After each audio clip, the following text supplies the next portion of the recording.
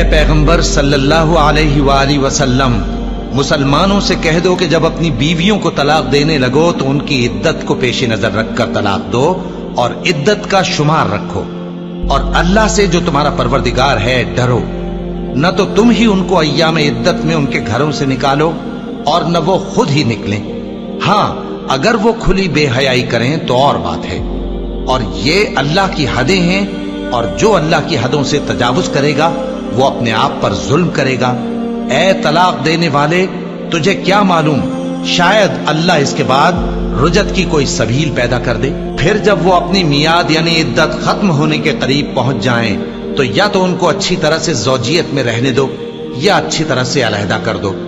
اور اپنے میں سے 2 منصف مردوں کو گواہ کر لو، اور اے گواہو، اللہ کے لیے درست گواہی دینا، ان باتوں سے اس شخص کو نصیحت کی جاتی ہے جو اللہ پر اور روز آخرت پر ایمان رکھتا ہے، اور جو کوئی اللہ سے ڈرے گا وہ اس کے لیے رنج و غم سے نجات کی صورت پیدا کر دے گا، اور اس کو ایسی جگہ سے رزق دے گا جہاں سے اس کو وہم گمان بھی نہ ہو،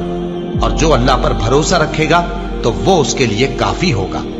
اللہ اپنے کام کو جو وہ کرنا چاہتا ہے پورا کر دیتا ہے، اللہ نے ہر چیز کا اندازہ مقرر کر رکھا ہے۔